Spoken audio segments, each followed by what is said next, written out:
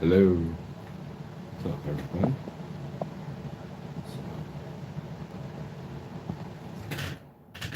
Oh, let's see.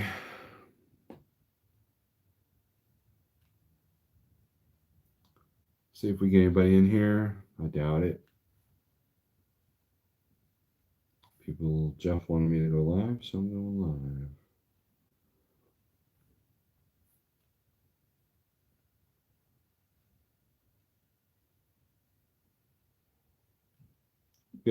Getting a person in here.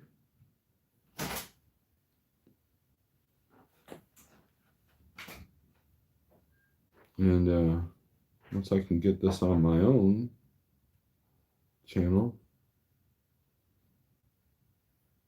All right, guess we're going to have to do it this way. Getting some people in here, so good deal. Notice I'm not outside because it's freaking cold.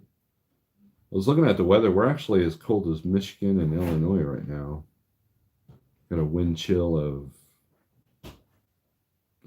what's the weather saying? Wind chill of 21. But it's supposed to get up to 50 degrees today, which would be good. And then get down to 25 tonight.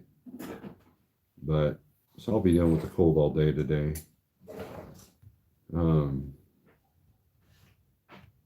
We were trying to help Shannon out a little bit on Jeff's live feed. You guys like that thumbnail? So we'll get some people in and do some shout outs. That's what I like to do, Chucky. I like to take random pictures and then make them the thumbnails. And so what's more popular than cats? I mean, come on. So it's funny. My wife and I were doing our morning routine of hanging out on the couch, talking, and she was folding a little bit of laundry, and I said, well, once you empty that basket, that cat's going to jump in there. And sure enough, she did. And she hung out long enough for me to do a picture and then took off. But we are working today. Don't let this green screen fool you. I will be in the truck here probably late this afternoon. I'm heading up to Kansas City and I bring it back here. So truck needs to move a little bit. Look, I can't sit for more than a week without getting antsy. Shannon, what's up?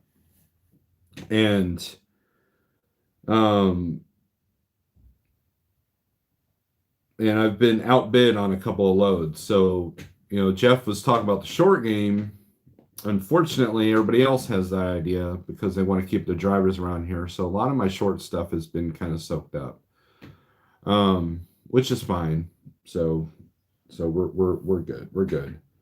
So, Brandon, I tried to get on that feed and Jeff wouldn't let me in. So I think he said that the thing was full. I keep telling him he needs to use StreamYard, but then he uses that other one, and I guess that other one has a limit of 6 people, which when you get more than 3 people in a live feed, anyways, it kind of becomes everybody interrupts each other and you get kind of an echo chamber going on. But we can talk about what I was going to bring in, So let's do some shout outs. We got Charles, GNC Family Truck in Overtaxton, Minnesota, Nomadic Brit. First from Kentucky. I bet you it looks pretty war torn down there. Anthony Bressler, what's up? Desert Okie Pam, good morning. Don Schonger, Pale Rider TV. I hope things are going to go okay for you today, Pale Rider. Brandon Bearden, Jason Perry. That's funny, Jason. Robert Frost, Jeff's busy. Let's change channel. There you go. Scott SRO Logistics. Angelica Jane. John Armstrong, good morning. Just arrived at Shipper. I will be over that way tomorrow. Well, KC area. Well, Chucky, if you come through here, let me know.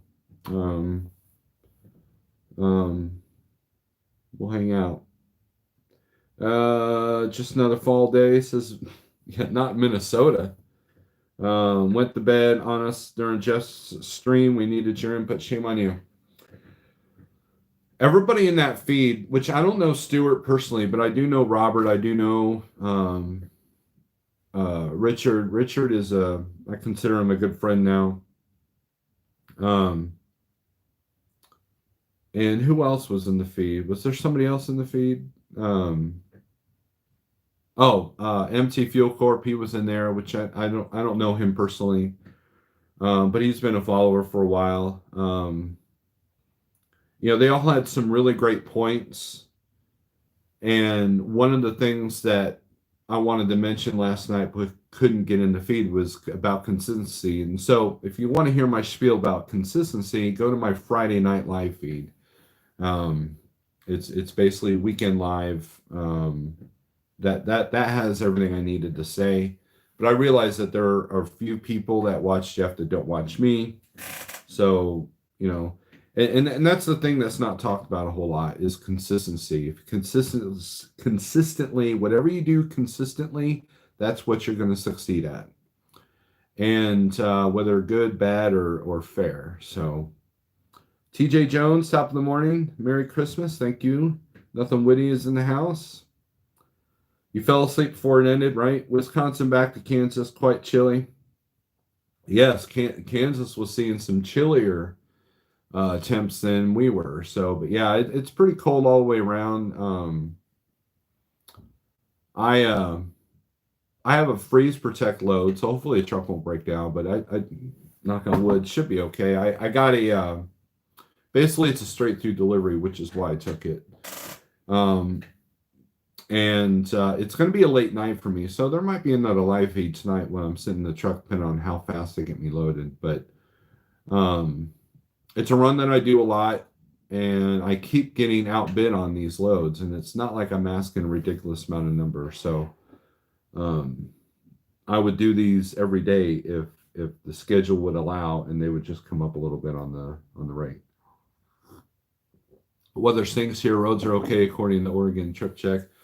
Yeah, I was looking at the Weather Nation there, TJ, and kind of messed up in that whole 5-state, 6-state, 10-state area. That Idaho, Utah, Nevada, not Nevada, Washington, Oregon, Montana, Wyoming. It's all messed up. And that's reason number 458 why I don't run up there at all. So I definitely don't need to be fighting mountains and snow. One or the other. That's about it. So I fell asleep too before it ended, but don't tell Snorelord, just wanted to bust his chops. What's up, Fran? How's it going? Silos? Shannon KB G Transport on YouTube is Lee Sop at Dart and really loves Dart and very nice guy who swears by Dart. I have yet to meet an unhappy Dart driver. I do. Shannon, does your truck only have one fuel tank though? Grand Rapids and back in the day, then running over Christmas for the big money. Yeah, if I didn't have family commitments, that's the way to go. Now, I plan on capitalizing this year between Christmas and New Year's. I do have to do my DOT medical card here within the next 2 weeks. I might try to take care of that before Christmas. That way I can run. Because last year at Christmas, I ended up taking the week off because I went hunting the day after Christmas. And then my medical card was up, so I had to deal with that. And then by that time, I was just not in the mood, right? New Year's and all that. So Noah has two. Yes, I know Kate personally is on the OPI board. Noah has two. Okay, it must be another company I'm thinking of. I'm running between Christmas and New Year's. Yep, Britt. I don't know what it's like in the tanker world, but you can do pretty good. A lot of people take the rest of the month off. I know Jeff probably thinks that's what I'm doing, but no, we plan on running a couple of loads. I would have ran a load Friday, but like I said, I kept getting outbid. So, um, I'm in Wyoming today, sunshine and dry roads. Heck yeah, but that could change in 15 minutes, right? You get some wind too. You get that wind out there in Wyoming. I once had to do a 34 in Rawlins, Wyoming at that Flying J. Man, and that was before I had a smartphone. So the only entertainment you had out there was a TV. In fact, I didn't even have a TV in the truck. I called the wife and said, "Hey, I'm buying a TV in this truck stop and I'm buying some DVDs." And that's when I learned that the only channels you can get, TV channels you can get in Rawlins from your truck is PBS and Hispanic channels. So, oh, and Christian channels like the church channels. For some reason, church channels have a stronger signal than your mega, NBCs and CBSs and all that. And so yeah, that was not a fun week. And I didn't mean to do a 34. It was kind of I was new, didn't realize my 70 was up until my dispatcher called and goes, this is paper days. He was like, "Oh, your 70's up. What are you doing?" I'm like, he goes, "I'll call the customer. You're going to be okay, but you're doing a 34." I'm like, okay. So nowadays, you just grab your cell phone and watch Netflix or whatever. So it's no big deal. And I have done 34s on the road since I've been over here, just not very often. We are empty nesters, so truck stop Christmas. There you go. Well, you ought to come through here. Cool trucking. Good morning. Um, yeah, I can see that. I there's some big money to be made, especially if you got to rescue a load um, over Christmas. But with Christmas being on a weekend this year, I think I don't know if that's going to cause a rough. I know that if you guys are scheduled to pick up or deliver on Friday, you might want to confirm with the customer that you can even show up because or Monday, because a lot of places are doing the observed holiday on either Friday or Monday. So just know that, especially if that Friday delivery or that Friday pickup is supposed to get you home. So it's just kind of like Thanksgiving. Thanksgiving is a little bit easier to deal with because it's always on a Thursday, regardless, right? It's always on a Thursday. Whereas Christmas, it kind of changes. So just, because if it's like on a Wednesday, then, that's the day off, for the federal holiday. So, but if it's on a Saturday or Sunday, that's when it gets kind of tricky. Hey, your intro music for Jeff Likes YouTube channel is really good. John, thank you very much for that. So what that is, I will put a link in this description or in this chat here.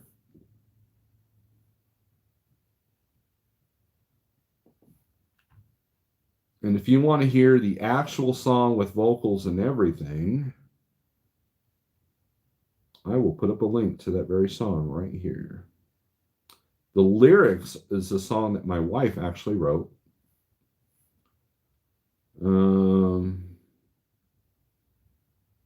And it's got all the growly vocals, but there is a little bit of singing to it. Let's see.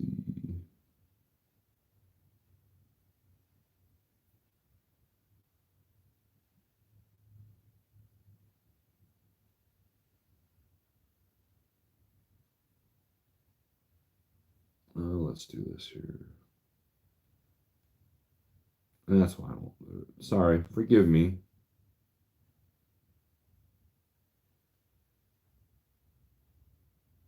There we go.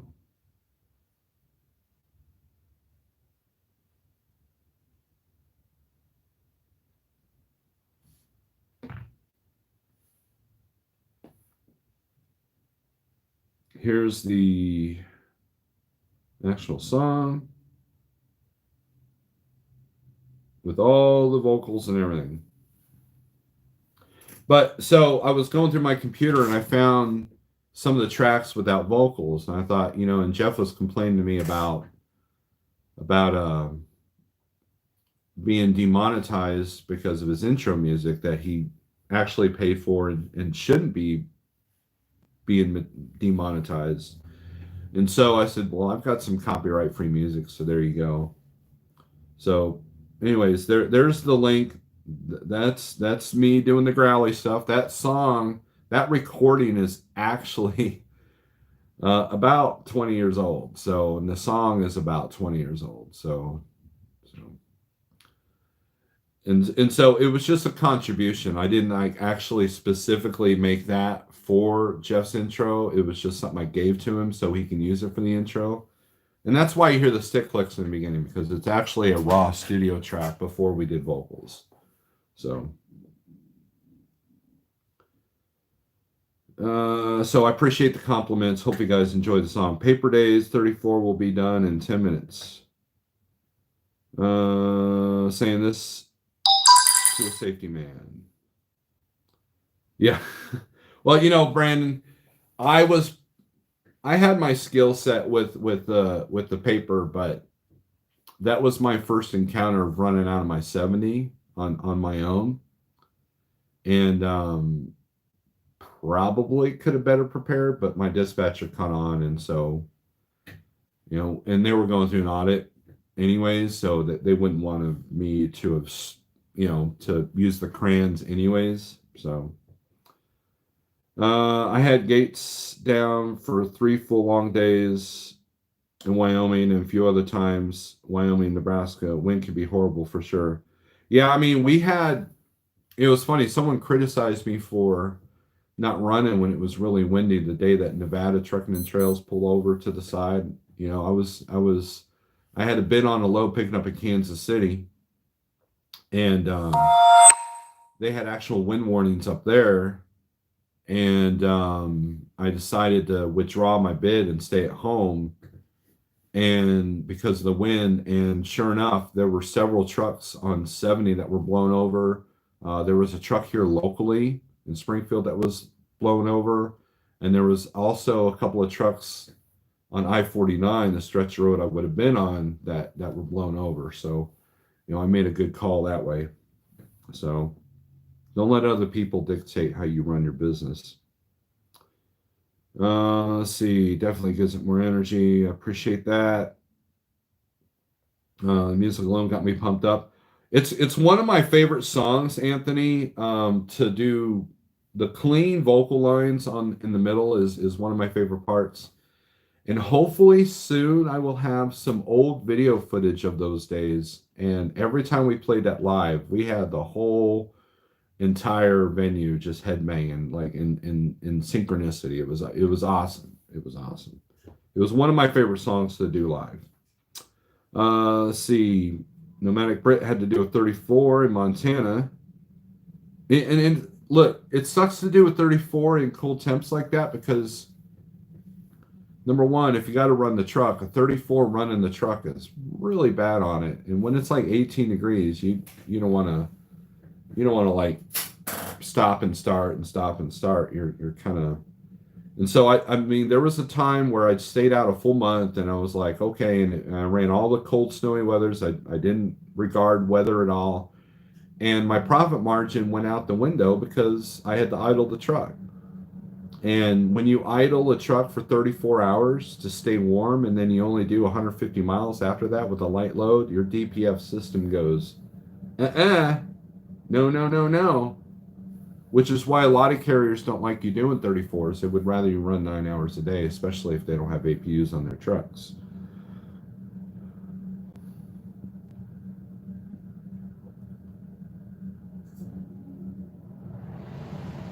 Cool Truck says Merry Christmas. Looks like I might get out of the Butte, Montana this morning. Thank God. Are you guys finally going to get unloaded there?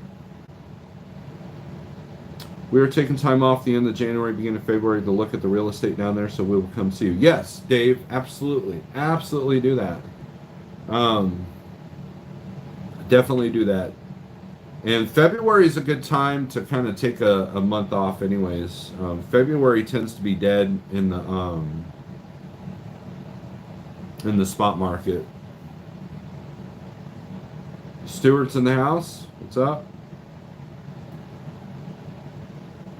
Yeah, you guys do okay in the tank. Sorry about that.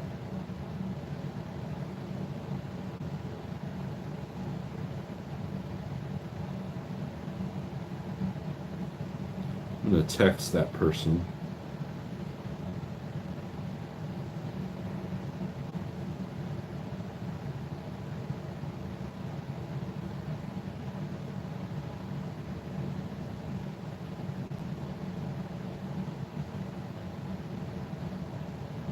All right. You just missed me en route in Florida to Florida. Yeah, and usually February is a good time to go. January, February is a good time to start running south of 40. But no, I just kind of dodge the storms. I don't like run a specific like after December 1st. I run nothing but southeast. I don't do that. I just kind of dodge the storms. My main concern is freeze protect, and I don't like running in like 15 and colder temperatures, because at that point, I mean, the APU does a really good job, but you know that's when you start losing filters and you start having break freezing issues and stuff like that. So always better err on the side of caution when it comes to weather, especially wind. Yeah, I mean, wind is something that you can't avoid. Snow, you can find a safe haven and be okay, right? Or you can just avoid it completely. Wind you can't avoid. Unless you're really heavy or you're low profile like a flatbed or a tanker, wind is something that you just can't avoid. And when you're dealing with straight line winds like what they were dealing with in Colorado, it doesn't matter what your weight is. You could park safely on the shoulder like what Nevada did and still get blown over. I remember there was one day I was in Kansas on 70 heading towards Topeka, and I was empty. And man, the truck was leaning the whole time. And there was a couple of gusts, and I was doing like maybe 55 miles an hour. Everybody was. And it was crazy. And then there's a time where I almost got blown over in Wyoming, and a cattle hauler who was also empty, he almost got blown over into me. We were coming around the turn on 80 there, and all of a sudden this gust of wind hit the both of us. I was about 20,000 pounds, but he was empty. He didn't have any cattle on, and we both slammed on our brakes at the same time, and I thought I saw some of his wheels come off the ground, and we were doing like 30 immediately right there because he was passing me at that point. And I think that was probably the closest I've come to being blown over. Again, knock on wood. So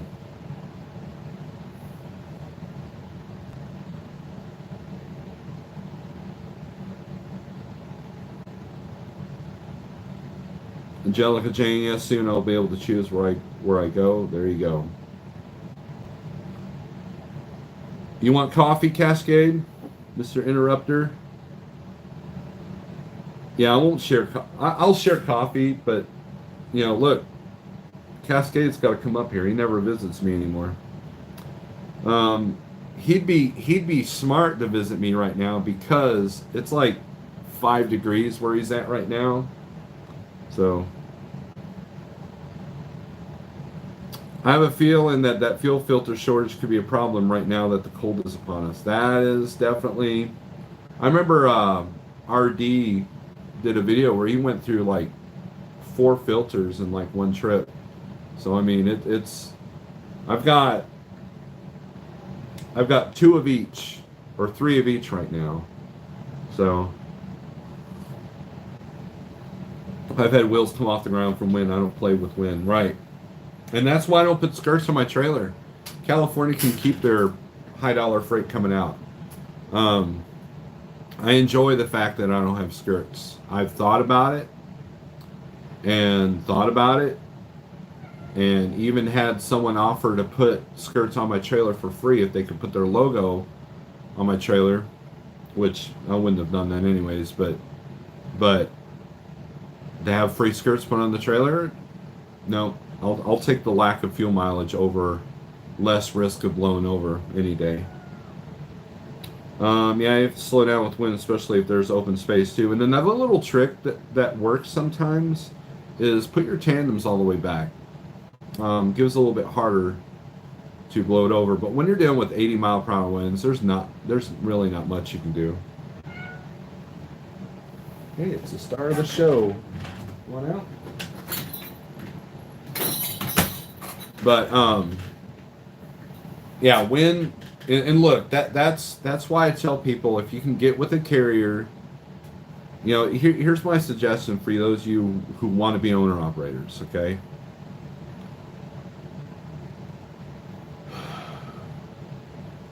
the importance of being able to choose where you can go, and the freedom to run the business that you want, how you want it, to me is the most important aspect.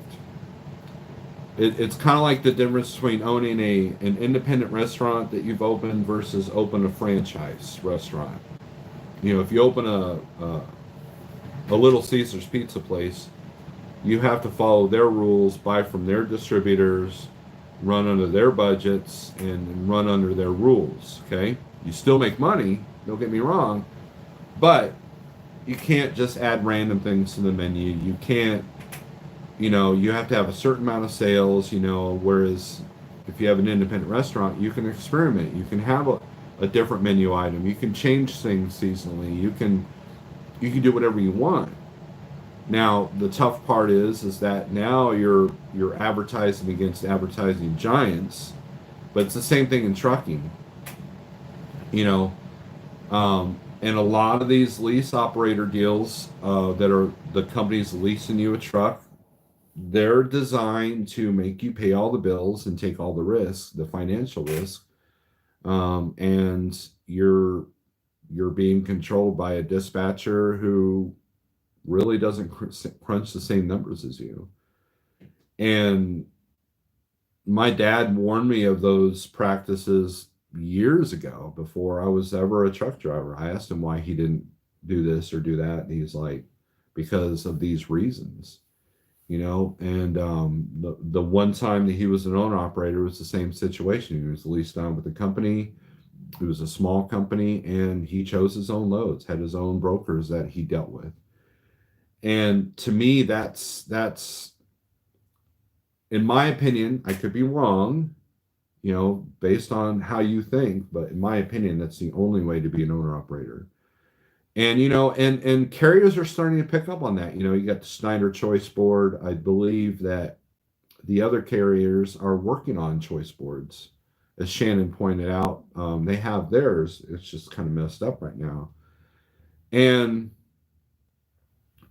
but also know that a lot of these companies that also have contract freight, along with your choices, like Schneider, for example, they will try to manipulate you into running their contract freight. You can't get contract freight without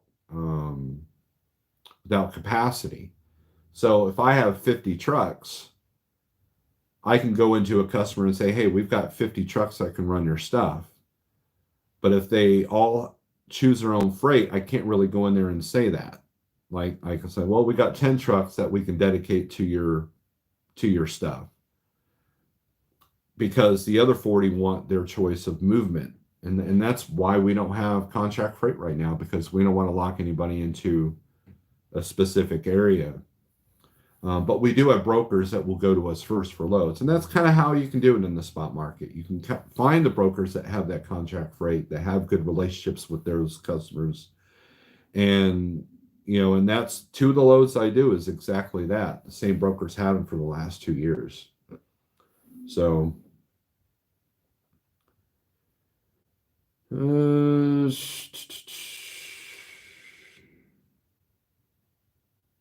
it's good to use number one diesel when it gets really cold if you can find it. Usually south of 70, it's hard to find. I thought you get a ticket for riding with tandems all the way back. It depends on the state, Fran, but I'm going to take me not flipping my truck over the bridge law any day. But most of the time and most wind, you're going to be fine if you're under a 45,000 pound load and you got your tandems in the sweet spot. You're pretty much okay, anyways. But you are right, Fran. That's a good point. So in reality, how much do skirts on trailers save in fuel? I've not seen a conclusive study on that question. TJ, it's probably tenths of a gallon per mile.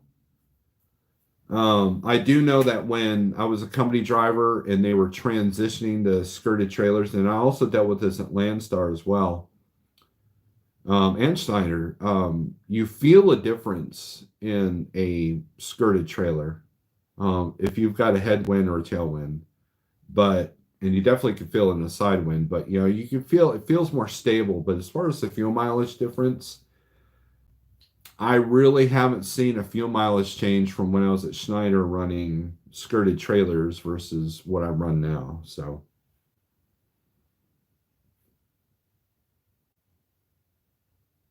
in the hole, told my load time isn't until 1 p.m. Happy holidays and everyone. Now you might get lucky. Sage News, what's up? Cassius King is in the house.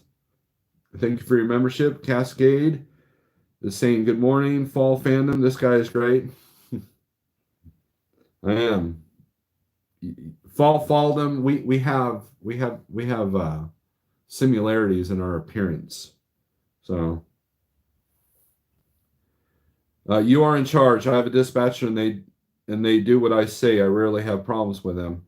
And look, Fran, that's a good point to make. So when I had dispatchers, having a good relationship with that dispatcher is incredibly important, whether you're a company or owner op, because they're the ones literally controlling your truck. And if you don't want to be the Chihuahua, right? You can be the German Shepherd, or you can be the Chihuahua. And here's what I'm talking about. So anybody who owns a Chihuahua knows what I'm talking about. Chihuahuas bark at everything. They bark at a leaf flying across the yard. They bark at a squirrel. They bark at you getting up to move. They bark at every little thing. And so if a burglar ever comes in the house, what are they going to do? They're going to bark. But you can't tell. You can't tell there's a major issue, right? Whereas if a German Shepherd, if he's barking and going nuts, you're like, hey, there's something seriously going on that we got to check out. And so I never bothered my dispatcher with little problems that I could solve myself. I didn't complain about all the small things. I didn't call him every time there was an issue, right? A lot of times I solve problems myself. And dispatchers love that because it's less on their plate for them.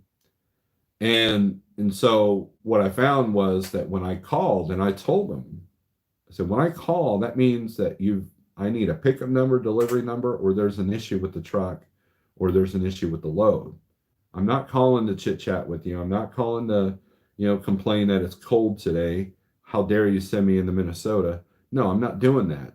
So, and I had great relationships with every single one of my dispatchers, except for the last one that I had, which was kind of the final straw that made me decide to go owner op. So, and then that guy ended up quitting like literally a month after I did. So,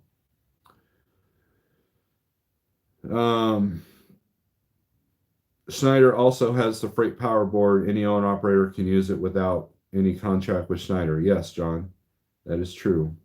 And look, if you're a single truck authority or if you're on the spot market, there are power only options like Prime, Schneider, all these, JB Hunt, they all have these power only programs that work really well. And you can, I've noticed that the rates tend to be a little bit lower, but if it's consistency or drop and hook that you're looking for, it could be a good option. I know a guy that was doing power only for a mega carrier that was running inside Texas all the time, and he was home every night making about $1,000 a day. So it there are gems out there that's possible. You just got to explore your options and not burn any bridges. I don't want to look for loads. I don't have time for that because I only do dropping hooks. And friend, that's good. There are some people that work better with dispatchers. We have a couple of drivers over here that would rather be dispatched, because they want to drive the truck. They don't want to negotiate. They don't want to. They don't want to have the hassle. They still have choices, though. You know, if I get into dispatching here, it will be the same thing. I'll look at the load. I'll say, hey, look, I've got this, and this shows a margin on your profit for the driver, for you, and will this work? And you got to communicate your hours, and you should be good to go. Scott SRO, that's pretty much how he runs. Yep. Skirts 0.2 to 0.5 miles per gallon. There you go. Chihuahua LOL, barely a dog. Our Chihuahua is Dobby the elf. If efficiency was truly an issue of importance, shipper and receivers would get the lead out of their butts and tighten up dock time. I agree, Tyrannus. And that's where that was truly one of the biggest shocks in the trucking industry when I came into it, was the inefficiency of the customers. Because it's a two-sided coin, right? So if you show up at a customer 10 minutes late, well, now you're working, right? But if you show up early, or if you show up on time, then that plate should be hitting. Like if my appointment's at 1 and I showed up at 12:30, that dock plate should be hitting my trailer floor at exactly 1 and getting loaded. But a lot of times they're like, nope, so I try to find, and that's why I do a lot of the same stuff. If I can find the shippers and receivers that have a flexible schedule that very rarely have loading issues. I mean, they all have loading issues. Sometimes you show up and your product's not ready. Those of you who run a lot of meat, you probably run into that quite a bit. If you're a lot of dropping hooks, for example, I used to do a lot of stuff for Big Lots for Schneider. And it was always drop and hook on the pickup side, but it was always live unload. Well, when you open the trailer doors, you realize it's like Dollar General. You realize why these are drop trailers on the pickup side. So a lot of these customers have figured out that we need to have the trailer drop. We don't want the driver sitting on our property. So a lot of them have figured out that, let's tell the broker that this has to be a 4 or 5 day drop on the delivery, or a 24 to 48 hour drop on the pickup. And I've only done 2 of those loads in the 4.5 years that I've been, well, actually I'm going on 5 years, I think, of being at Like Trucking. Wait, 19, 20, 20, 20, well, 4 years. I'm sorry, 4 years. And one is because it's literally not too far from my house. And the other time it was by accident. I showed up at the receiver in Dallas there, and they were like, oh yeah, this is a drop trailer for 24 hours. And I raised hell with the broker, and because I think that the broker lied to me probably. So, but it ended up working better because here's what happened. I bobtailed to that pilot in Fort Worth, literally got the last physical possible spot you can possibly get as a bobtail in that truck stop. And did my 10-hour break there, called them next morning. My trailer was empty and I got paid detention. So not only did I have to pay for parking, I had a good place to park, got paid detention, and didn't have to worry about parking a full truck at 8 o'clock at night in Dallas, which normally I wouldn't have run that, but I know I have some hiding spots in that area. So, but a lot of places have appointments as kind of a formality. You know, we can only do 10 trucks a day, so book one for 8, 9, 10, 11, 12, 1, 2, you know, that kind of a deal. And if you show up before a certain time, they'll load you, you know, as long as the product's ready. So those are the kind of customers I tend to gravitate towards. It's warm today, 0 degrees. You think that the insurance companies may stop insuring an older truck because of the truck values plus not being LED complaint or because of not being lead complaints? John, I don't know how the insurance companies are going to handle it. I think that as one of our drivers encountered, I think that it's going to be harder to find loans for these overpriced trucks. I think that's going to be problem number one. The insurance company will probably insure the truck, but you're going to pay a pretty price. So if you get a loan for $100,000 for a truck that's normally worth 50, well, obviously the insurance company is going to charge you for the payoff, which your bank is probably going to say this needs to be at $100,000.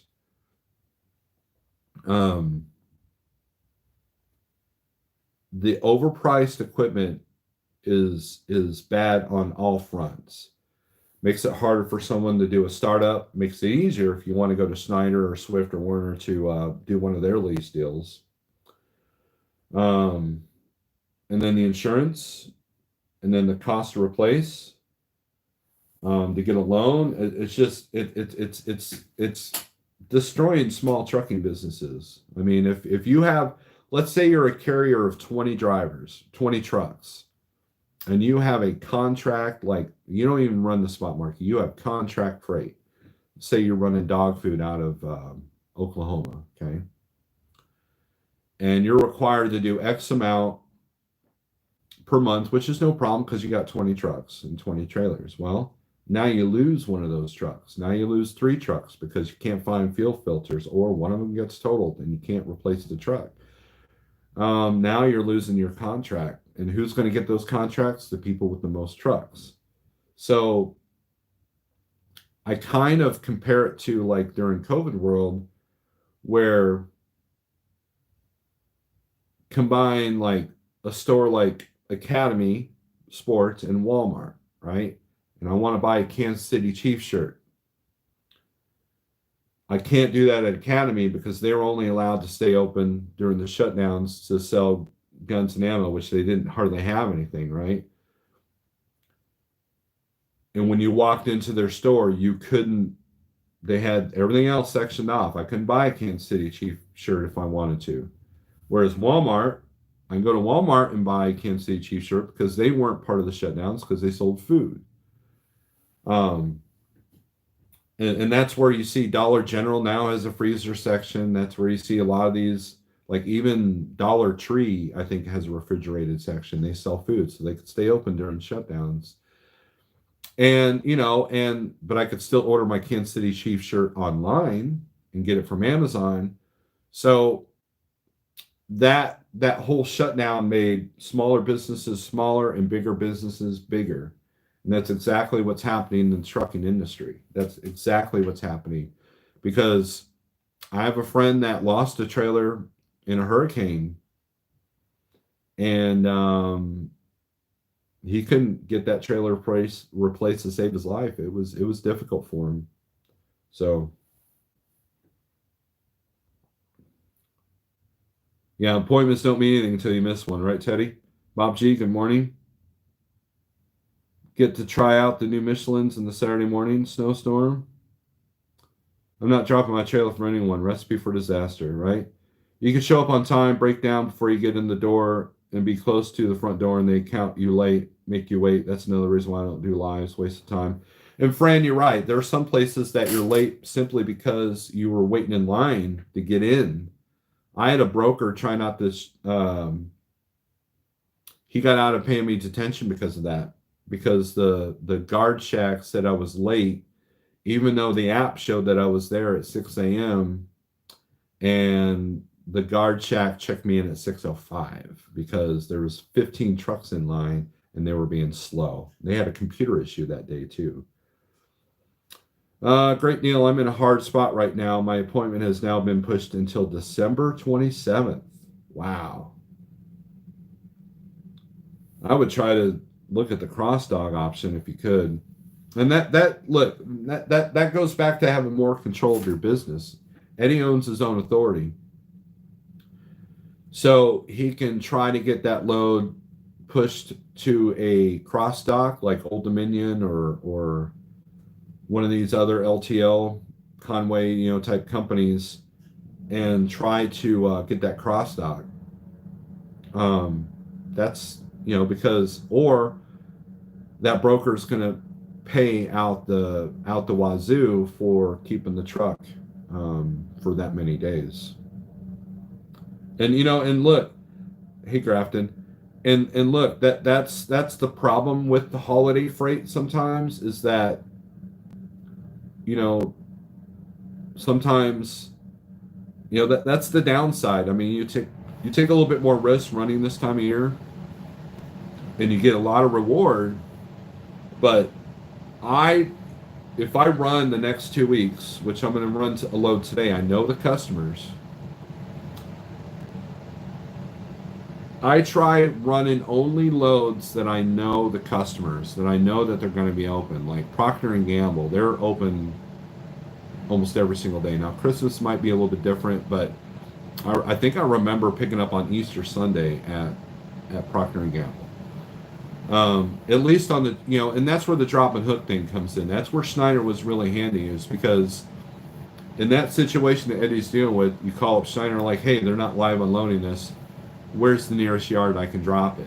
And they'll have you drop it, and that's the benefit. That's the benefit of the mega carriers. And that's why they can absorb situations like that. A small trucking company like Eddie's can't absorb that for very long, whereas a big company can just drop the trailer. We'll give you one more. So, watching during your break. I'm hoping you're having a good day, Draco. Sheetrock never closes. Yap, says YouTube Outlaw. Van drivers seem to have a whole lot more problems than we do on tanker. Pneumatic Brit, that's absolutely true. I have several friends that transition from van to tanker, and they absolutely love tanker. There's only one friend of mine that actually went back to a box after doing tanker for so long. That's what I'm trying to work out. I missed their callback. Now I'm waiting to either work out a storage fee or cross-dock. We tried the cross-dock thing. All warehouses full around Butte. Yeah, that's the other aspect to cross-docking. I was on time, but was turned away. Look, I know people that sat at the Walmart in Las Nubes, New Mexico for 3 days because they just couldn't handle the volume that suddenly came in. Your phone just went wacky? You are wacky, though. No. So, yeah. Look, and that's trucking, right? You can't control all those things. Eddie owns his own carrier, books his own freight, and he still has the same issues that a company guy is probably dealing with right now. And, and you can't truck problem free. Some people think that once you get in like my situation where you can choose where you can go and have your cost really low, that you have all this freedom with no sacrifice, and that's not true. I've been kind of thinking about getting a new pickup. If I do that, I'm gonna have to run a little bit more, right? But the important part is leaving meat on the bone to be able to do that. But yeah, the more control you have, I mean, that's why Schneider was good for me, because I had the choices, but yet I also had the options that mega carriers can give, which is the drop and hooks and all that. And it worked really well for me. Tanker is great. Percentage you get is low. Rates are good though. Wish I could do it as a carrier. Um, yes, most of the carrier, the owner operators that are tankers, such as Nomadic Brit's in a very unique situation because he can still choose where he does what he does. But I do know two other lease companies. One is out of Springfield here, and one's out of Eldon. And while those guys make great money, they do not have the choices that Nomadic Brit does. I had that issue in the Great Dallas Freeze last winter. Everything was closed except the local LTO. Yeah, I mean sometimes it's circumstances beyond their control, like power outages or anything like that. So it's you anytime you do a load, you roll the dice. I mean, I can't tell you how many times that like my normal customer that I never have issues with, you know, 20 out of 20 times, that 21st time, now all of a sudden I'm there for 8 hours. That actually happened to me last month. Seeing that BMV reviewing my license, pissed off, lol.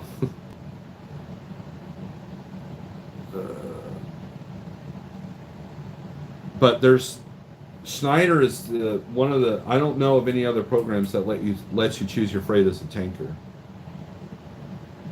Renewing your license, okay.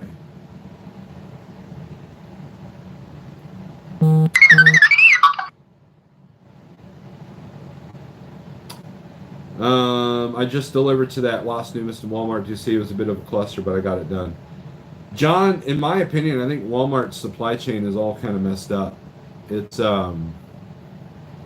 That's why some stores have empty shelves and other stores don't. Walmart's doing a lot of remodeling right now. I know that there's two stores here in Springfield that they're doing a lot of remodeling, so they're keeping the shelves kind of empty on purpose. They're also moving shelves around. Um, when you got less stuff, you want to make it look like there's not less stuff. So they're moving shelves around. Aisles are wider now. And then a couple of the stores in Arkansas are experimenting with things. The experimental stores are in Fayetteville, Rogers, and Bentonville for obvious reasons. And they're experimenting. In fact, Walmart's got a couple of autonomous trucks running around that area in a 6 mile radius, running shuttles. Pneumatic brick cross docking is when, like, let's say I pick up a load from Kansas City and delivers in Springfield, but the delivery customer won't take it, so because their warehouse is full. So what they'll do is there are facilities called cross docks. These are warehouses that are specifically designed for you to take the freight to, and then it can be delivered at a later date. So a lot of times, like let's say I want to order, let's say I'm a shipper that makes grills, okay, but this is not the grilling season, but I need to order, 1,000 lids for my grills that I'm not going to build until February, but I have to order the lids now and I have nowhere to put them. So what I'll do is I'll order the lids and have them cross stock at a place like Yellow Freight or Old Dominion, and then there are some warehouses like in Dallas and Houston that are specifically designed for cross stock so they can be delivered at a later date by another carrier or my own if I want to go pick it up again. That's what cross stocking is.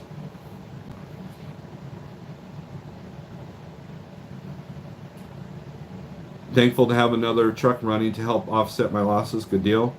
We sat on an LG TV load for 3 days because the numbers on the paperwork was wrong and Costco wouldn't take it even though they knew. Dave, look, during the pandemic when there was a shortage of hand sanitizer, they not Costco but another one, CVS, I think, they made one of our drivers sit for a week knowing that he had a hot item simply because he didn't have the right delivery appointment time. And sometimes as a carrier, you have to go above the broker's head to get that delivery appointment made.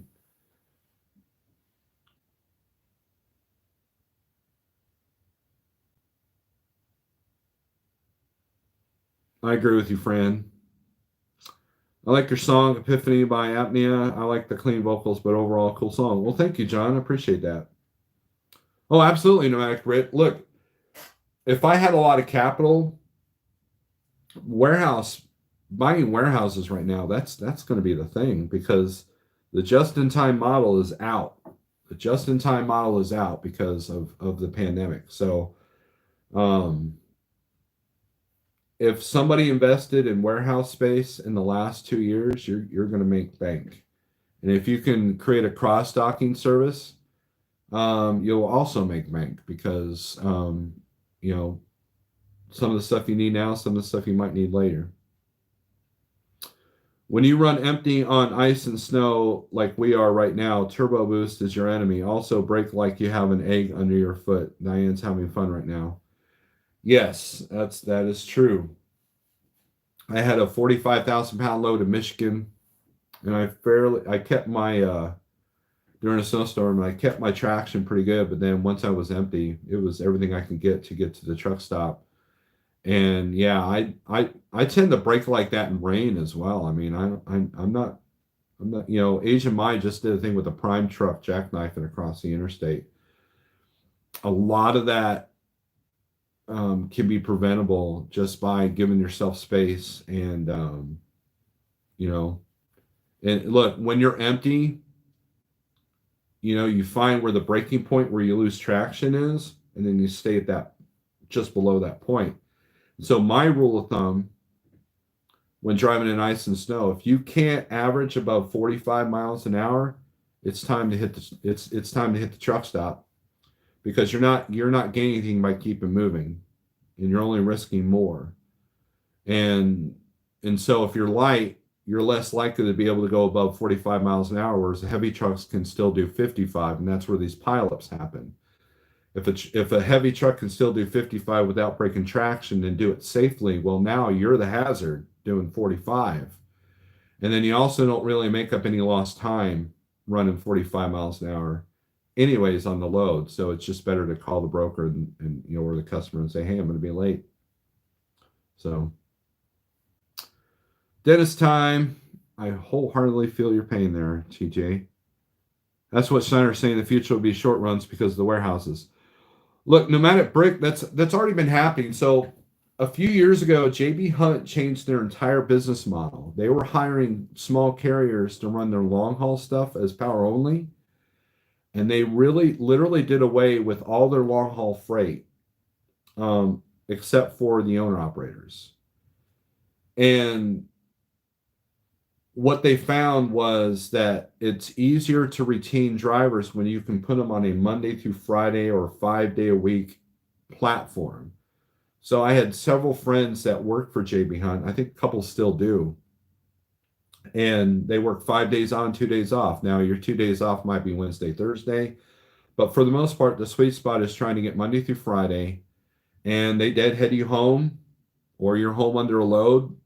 Yet that delivers Monday regardless. You get that home time regardless, right? And they're trying, in the short game allows you a more normal schedule, gone, not gone completely, but the coast to coast being out months at a time is a concept that's hard to keep drivers under. And so with the way things are distributed now, the warehousing and everything else, it's easier to keep drivers, and it's easier to get into the trucking industry. It's easier to maintain your fleet with the short haul kind of platform, and also the profit margins are a lot better with short haul. I was comparing my numbers to another short haul person that is dispatched, and we were right there next to each other. He's doing dropping hooks. Now his revenue is probably a little bit higher than mine, but our rate per mile was actually like right on the money, like neck and neck.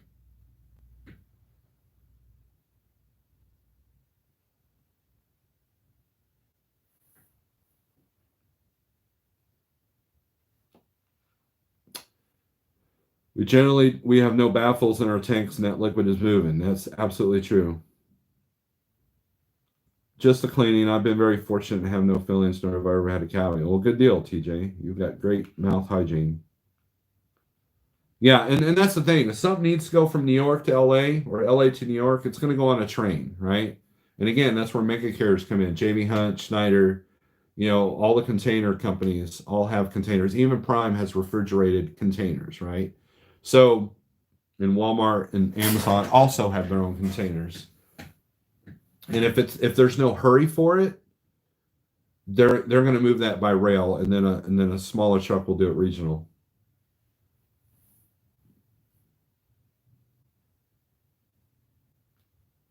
You did go live, cool stuff. Did you continue the interview? No, Nevada. I need to get on the StreamYard thing. I was gonna work on that this week, but there's so many things going on here at home.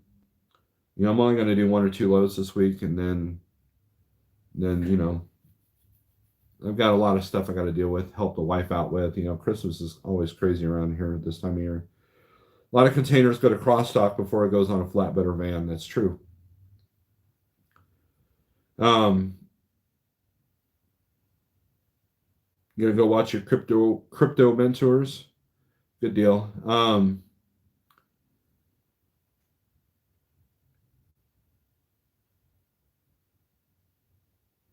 That's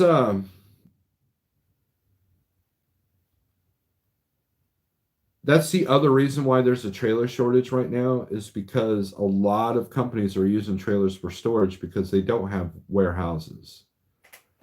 Um, and so a lot of these companies have grabbed lease trailers, even if they're like 15-year-old lease trailers, they're grabbing them and they're using them for storage.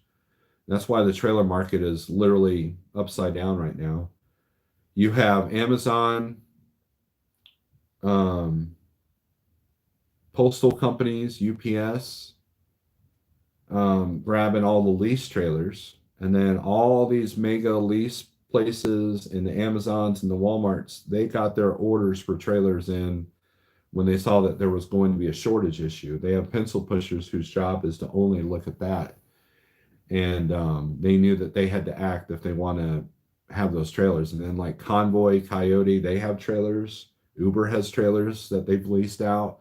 Landstar even has extra lease trailers that to help with their capacity. An agent will grab a couple of lease trailers to be able to service their customer if they got a direct customer. So that's where your trailer shortages are a part of.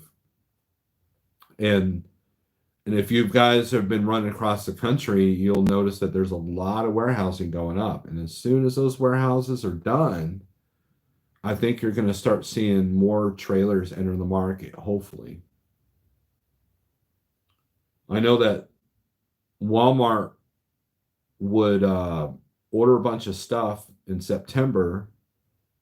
Well, no, not September, but October, November, and then they will put them on a Schneider trailer, and those Schneider trailers would sit at the OCs and get delivered by a local truck closer to when they needed that stuff, and they would pay Schneider storage fees. The other thing a lot of these mega carriers do, anybody who's ever picked up or delivered a drop and hook load at Schneider at the Bentonville Walmart, DC, you've probably searched that entire lot looking for an empty, only to see them filled with bales of cardboard or pallets.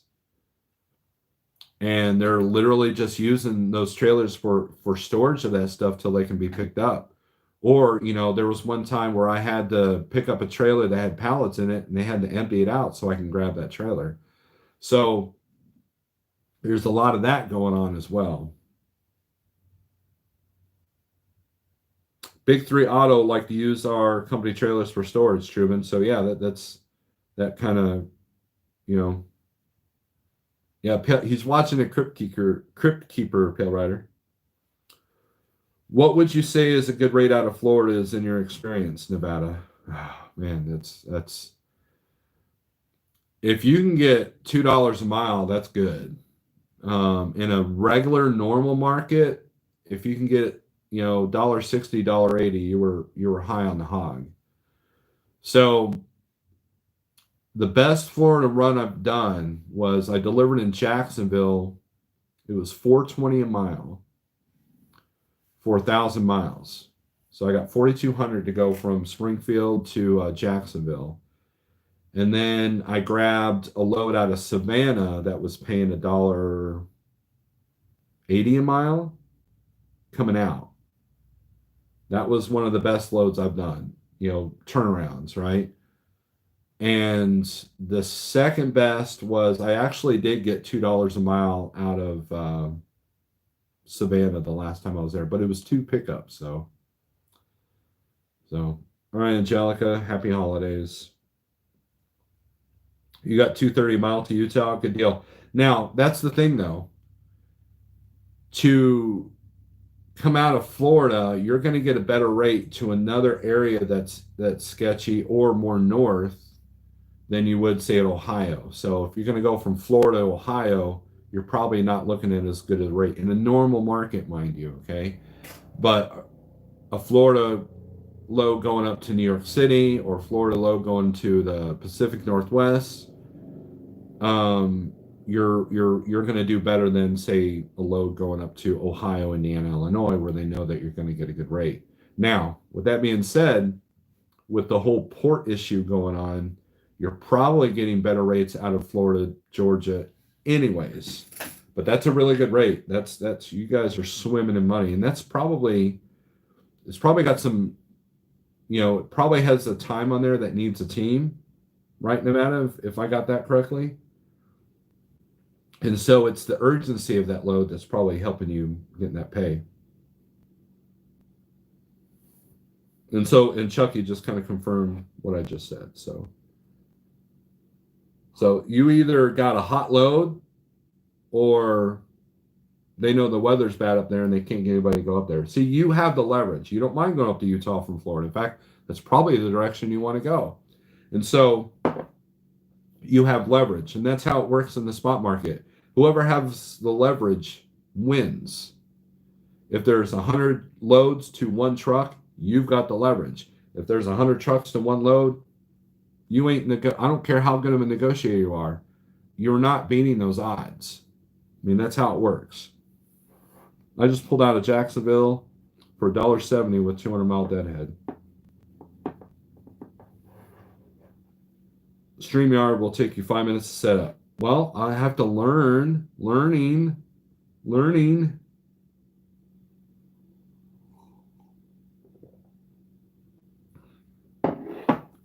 4,400 going from Ohio. See, there you go.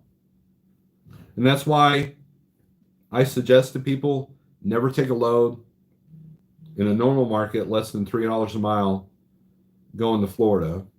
And then don't go too deep. Like, it needs to be close to 4 if you're going to go down to Miami. But 3's fine for Jacksonville. In a normal market, mind you, on a long haul load. Now, if you're running short, you're probably doing pretty good anyways. We got a couple of guys that bounce Florida, Georgia all the time, and they're doing really good. So, but at the end of the day, if you're going through a truly dead area, you have to compensate for the deadhead. So now at $4 a mile, even if you go all the way back, we had a guy years ago that's no longer here that literally would take a load from Michigan to Florida for $4 a mile and then deadhead back. So now he's making $2 all miles. So, which ain't bad in a $1.80 market, but now you're wasting time. So I always, even if look, here's the strategy, right? So let's say I pick a load from Arizona to Florida and it pays $4 a mile. Okay. It's really good money. And I want to get back to Arizona. Well, to take a long haul from, okay, that's not a good example. Let's go back, okay, because RD is going to argue with me. So on the Arizona thing. So let's do one that I know experience with. Denver. If I do a load from Springfield to Denver and I get $4 a mile, okay, or not Denver, let's say St. Louis. St. Louis is easier. Straight down 70. I get $4 a mile to get to Denver. Now, do I deadhead all the way back? No, because that diminishes the profit from that load, right? So what I would do is, let's say you don't like the rates coming out of Denver because they're all like 45,000 pounds paying $1.25 a mile. Well, now you can at least either take one of those loads to Kansas City or deadhead to Kansas City and then get back to St. Louis. From there, you still protect the profit, but you're not doing like $1.20 all the way from Denver all the way back to St. Louis. So you can minimize the compromise, I guess you can say. So if I do something for a lower rate, it's always going to be for a short period. It's not going to be something that's going to take up my truck for 4 or 5 days. So that's you gotta mitigate. It's not just cut and dry, right?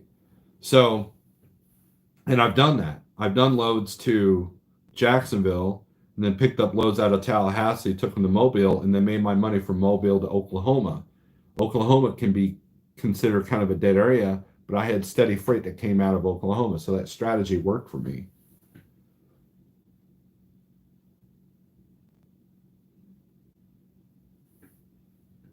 $5,300 Tampa to Salt Lake City. There you go.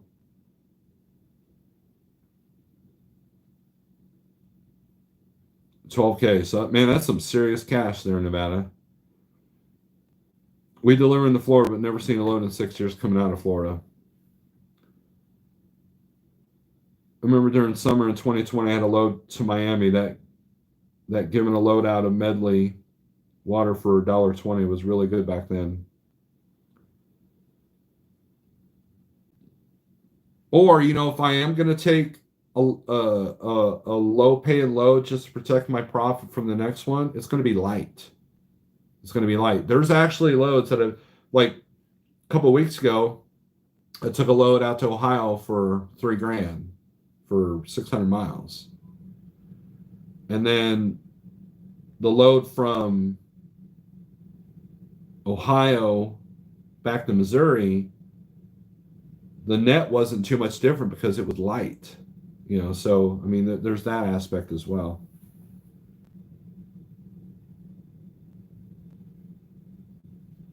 I'll straighten you out if you try to be the wee woo guy. What's that even mean, Artie? Anything $1.70 plus is good out of Florida. And look, the trick to Florida is this: don't go south of Orlando, or else prepare for a pretty good deadhead. When I was a company driver, we were taking steady loads out of Springfield, plastic pallets going to Tropicana. Now, if you want to throw somebody for a loop, show up at a ship receiver that normally only handles refrigerated. Come in with a dry van. They kind of look at you like you got a third finger out of your head or whatever. But anyways, the 4 loads that I did, 3 times they deadheaded me back 600 miles up to Conyers. That went down to Port St. Lucie. And one time they did send me south to the Everglades to pick up sugar. And I told them, don't ever do that to me again, because if that sugar plant down there was horrible.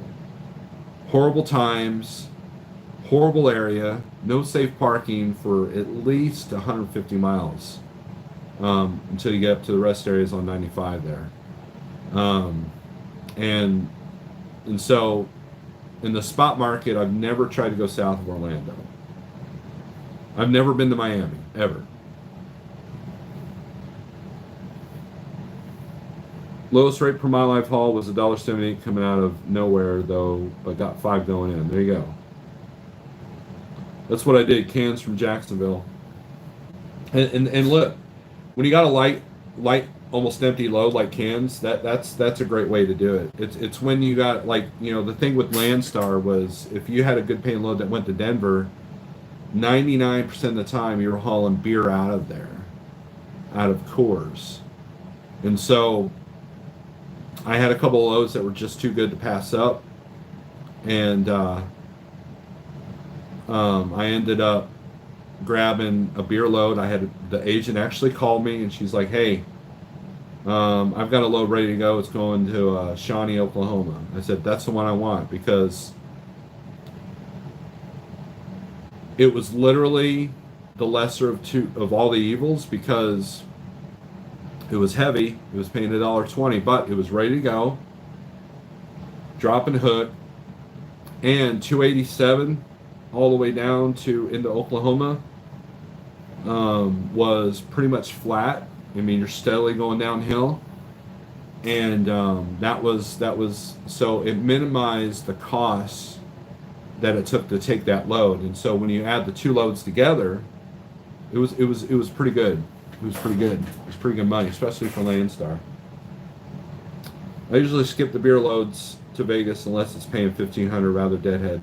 And and there's that option too. Like there's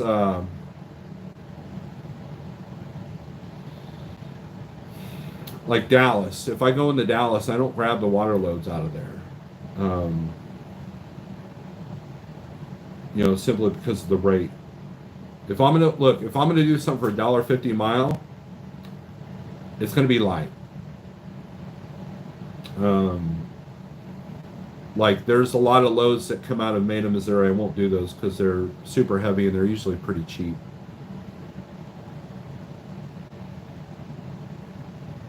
But anyways, guys, we are over an hour. I got stuff I got to do. I got to get the truck ready, and we're doing a load today, so we're not staying at home the whole week. Thanks for watching. I appreciate everybody for coming in. I appreciate the members. I would say Merry Christmas and all that, but more than likely I'll be on YouTube probably like 15 more times before Christmas because I'm just that guy. Um, be smart, be profitable, be consistent, and be safe, especially you guys in the bad weather. So with that being said, peace out.